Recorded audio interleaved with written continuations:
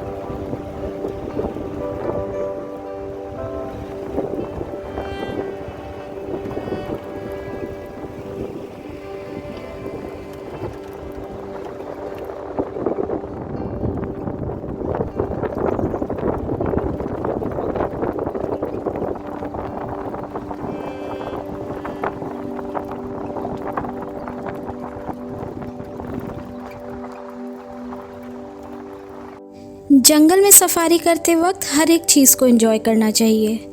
सिर्फ बाघ को देखने की उम्मीद से घूमना सफारी और जंगल दोनों को बोरिंग बना देता है। लेकिन आज हमारा एक ही लक्ष्य था, पूरी शिद्दत से बाघ को ढूंढना।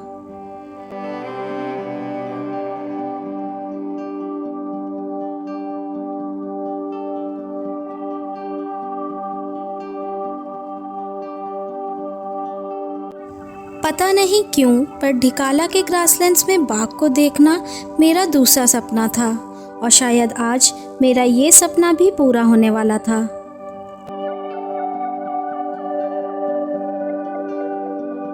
As I have said earlier, tiger tracking is an art और ये कला यहाँ के हर नेचुरलिस्ट और ड्राइवर को बखूबी आती है। गुड मॉर्निंग एडी, my name is Naeem Khan, I am natural guide, welcome jungle safari. और आप ये कहेंगे कि इसको नाम ढिकाला क्यों रखा गया? ढिकाला का मतलब ये है 8 अगस्त 1936 से पहले जब गांव होते थे तो जहाँ पे गांव होंगे वहाँ पे खेती भी होगी, और जहाँ पे खेती होगी तो वहाँ पे हल भी चलेगा, और जहाँ पे हल चलेगा तो वहाँ मिट्टी के गाँव में जो ढेले भी निकलते ना, मिट्टी के ढेले, तो उसके नाम से नाम ढिकाला रख दिया गया था। और एक्चुअली इसको शेरपुर इसलिए कहा था कि जहाँ कुछ टाइम पहले एक टाइगर की शेर के लिए ना हाका लगाया जाता था, हाका मतलब विलेजेस के पास में जो बफर जोन के पास में जो खाया जाता था, हाका लगा पहाड़ को खरीदा जाता था। इसलिए इस पॉइंट का नाम शेरपुर जी रखा है।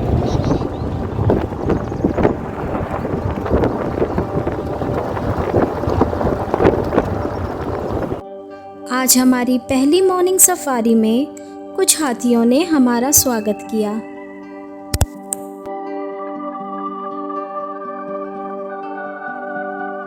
जंगल में आप पग मार्क्स और दूसरे जानवरों की अलार्म कॉल से टाइगर को ट्रैक कर सकते हैं, लेकिन ग्रासलैंड में दूसरे एनिमल्स को टाइगर जल्दी नहीं दिखता है, इसलिए अलार्म कॉल से टाइगर को ट्रैक करना थोड़ा मुश्किल हो जाता है।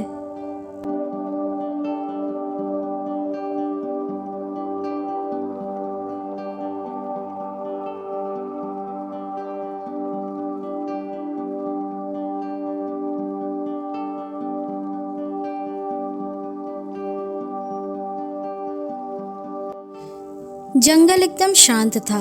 हम बाघ की तलाश के साथ साथ सुबह के नज़ारों और ग्रासलैंड्स के ऊपर हल्के हल्के कोहरे को एंजॉय कर रहे थे। तभी सामने से आ रही एक जिप्सी ने हमारे गाइड को ग्रासलैंड की तरफ कुछ इशारा किया। हमें अभी कुछ आधा घंटा ही हुआ था अपनी सफारी स्टार्ट किए हुए। यहाँ पहुंचकर देखा तो कई और जिप्सीज पहले से खड़ी थीं, जिन्होंने ग्रासलैंड में टाइगर को देखा था, पर हमें यहाँ कुछ नहीं दिख रहा था।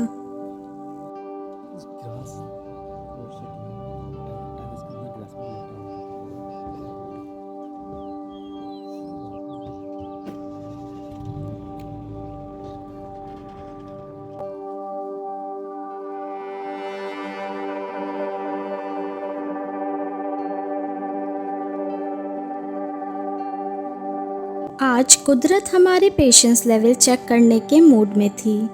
ग्रासलैंड में हमें जंगल के राजा बाघ ने अपने थोड़े से दर्शन दिए और हमें अपनी एक झलक दिखाकर बाघ शायद सोने के मूड में था और फिर से वहीं लेटकर सो गया। यहाँ कुदरत शब्द का इस्तेमाल मैंने इसलिए किया क्योंकि टाइगर रात भर अपने खाने की खोज में हंट पर रहता है और सुबह के समय वो ठंडी जगहों पर आराम करना पसंद करता है। कुदरत ने उसे ऐसा ही बनाया है। पर आज हम भी कमर कस के तैयार थे अपने पेशेंस लेवल की टेस्टिंग देने के लिए, इसलिए हमने अपनी जिप्सी बंद करके वहीं उसके उठने का इंतज़ार करने का फ़ैसला किया। आपको मैं बता दूं कि इस पूरे 4 घंटे की सफारी में हमने लगभग 2.5 घंटा एक ही जगह खड़े रहकर इस बाघ के उठने का इंतज़ार किया।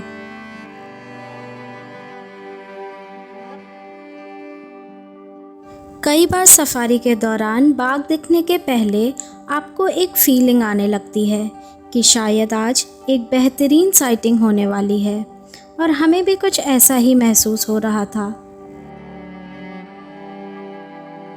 वहीं जहां काफ़ी जिप्सियां बोर होकर जाने लगी थीं, हमने उसी जगह रहकर इंतज़ार करना ठीक समझा।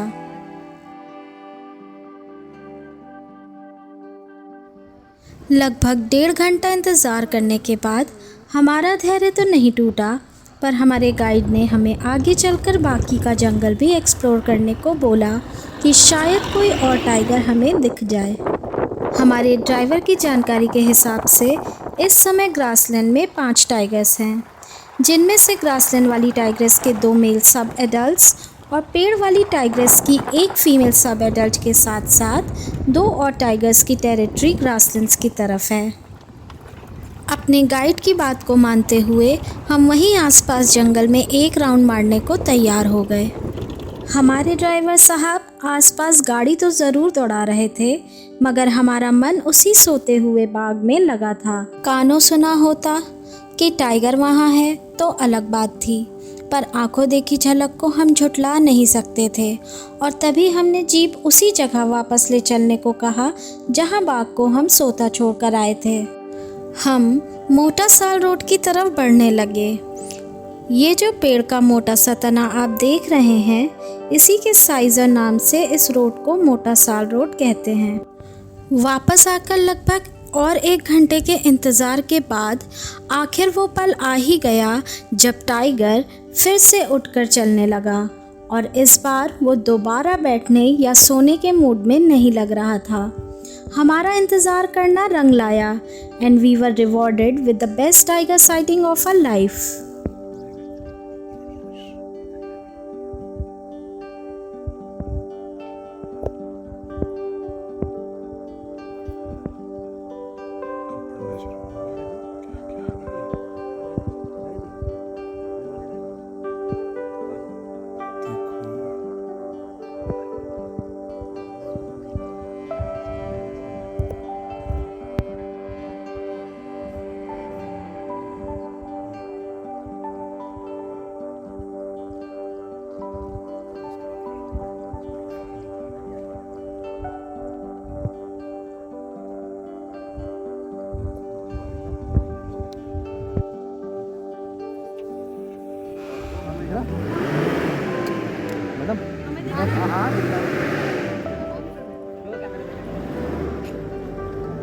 झाड़ियों में चलने के बावजूद उसकी पूरी नज़र आसपास हो रही हरकतों पर थी। वो एकदम सतर्क था।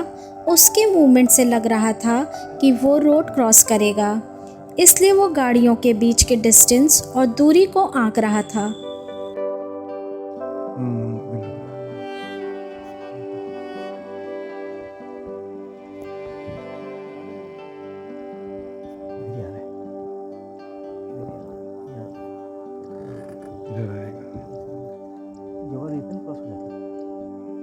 जगह नहीं दिख रही होगी इसको।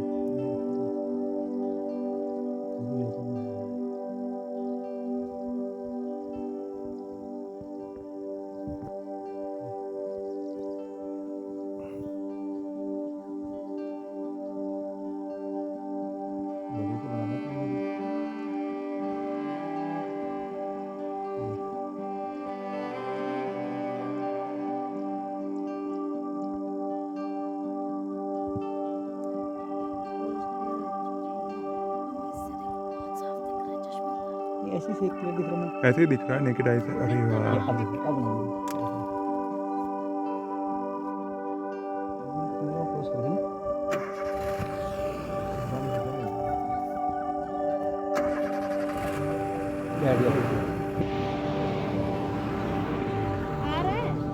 उधर जा रहा। हाँ चले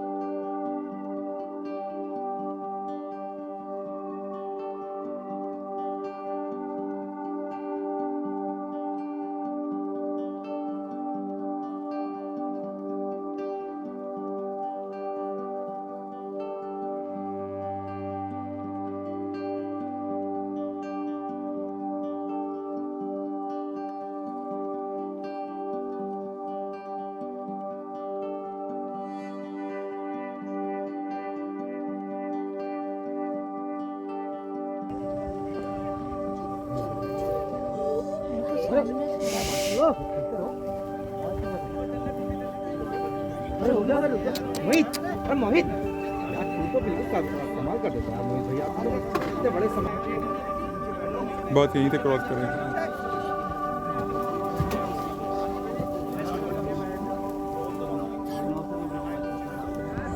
और फाइनली एक बोल्ड एंड फेरोशियस टाइगर हमारे सामने था।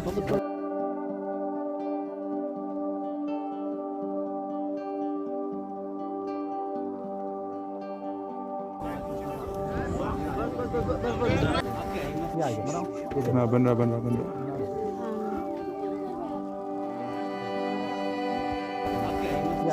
इस जाल में जो रुतबा था वो शब्दों में बयान नहीं किया जा सकता। क्या ही किसी सेलिब्रिटी की एंट्री ऐसी होती होगी।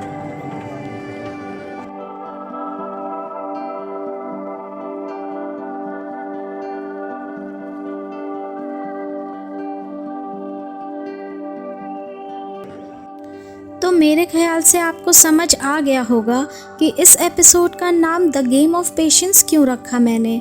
वैसे तो जंगल में सफारी करना और स्पेशली बाघ को ढूंढना हमेशा ही पेशेंस का खेल होता है, पर इस बार वाकई हमने अपने पेशेंस को टेस्ट दिया और उस पर हम खरे भी उतरे। जंगल का यही तो नियम है, जिसने भी धैर्य रखा उसे जंगल ने कभी भी निराश नहीं करा। और इसी के साथ सुबह की सफारी का टाइम पूरा होने को था। सभी ड्राइवर्स ने जिप्सी कैंपस की तरफ भगा ली, क्योंकि कैंपस में 1 मिनट की भी देरी होने पर पेनल्टी पड़ सकती है। आप सोच रहे होंगे कि ये एपिसोड तो अब यहीं इसी सफारी के साथ ख़त्म हो गया, लेकिन आज जंगल शायद हम पर कुछ ज़्यादा ही मेहरबान था। हम अपने कैंपस तो लौट आए, लेकिन सुबह की सफारी ख़त्म होने के बाद और शाम की सफारी शुरू होने के बीच हमें बाघ ने कितनी बार दर्शन दिए, ये जानने के लिए इस वीडियो को कंटिन्यू करेंगे और आपको नेक्स्ट वीडियो में दिखाएंगे कि कैसे हमने अपने कैंपस के बाहर टाइगर को देखा। तो बने रहिएगा हमारे साथ बिना सफारी के बाघ देखने के लिए अगले एपिसोड की नोटिफिकेशन आने तक। तब तक के लिए goodbye and do subscribe my channel for more such videos. Thanks for watching.